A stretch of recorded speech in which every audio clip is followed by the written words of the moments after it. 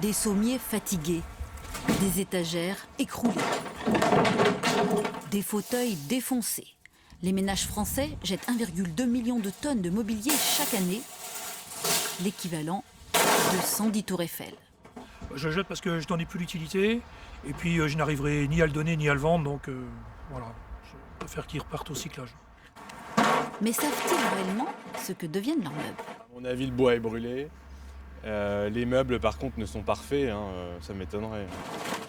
Eh bien si. Un tiers seulement du bois sert de combustible dans les chaufferies urbaines ou industrielles. Tout le reste est recyclé.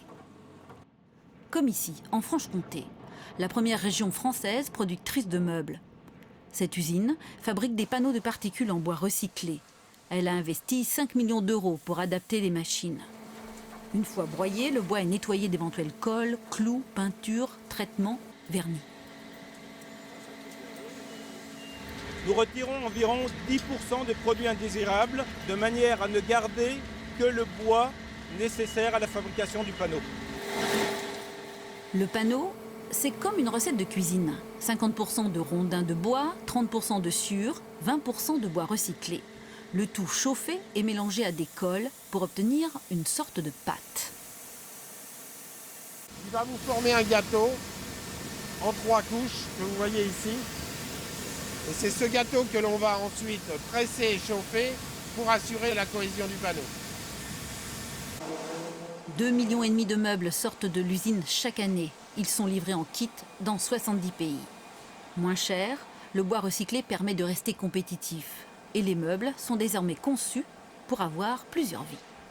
Le jour où le consommateur ne veut plus de son meuble, là, va se rendre dans une déchetterie pour jeter son meuble, et ces panneaux vont revenir dans le circuit et on refera un meuble avec ce panneau. Pour valoriser les vieux meubles, il existe d'autres méthodes. Ici, dans les Landes, pas question de broyage. Ils misent sur des meubles donnés par des associations ou des recycleries. Ce serait dommage que ça parte justement à la destruction ou même à brûler, étant donné qu'il y a encore des surfaces tout à fait exploitables, nous permettant, nous, de refaire du mobilier design. Donc voilà, là on a un exemple concret de planche en chêne qui, une fois reponcée, sera une matière et une surface très intéressante pour nous afin de pouvoir refaire du mobilier avec. 18 personnes travaillent dans l'atelier.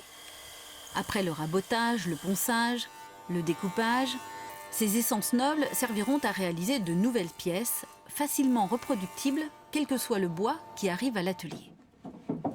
C'est un module en taille simple ou en taille double qui s'assemble et se désassemble à volonté. Ce fabricant travaille notamment pour un grand distributeur de meubles sur Internet. Le recyclage est un argument qui séduit de plus en plus les clients.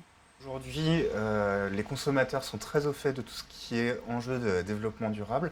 La demande, elle est là, effectivement. Tout l'enjeu est de proposer des prix abordables et c'est ce qu'on s'efforce de faire au quotidien. Du meuble design durable pour répondre à la demande et surtout réduire nos déchets. Le projet est d'ouvrir des ateliers comme celui-ci sur tout le territoire.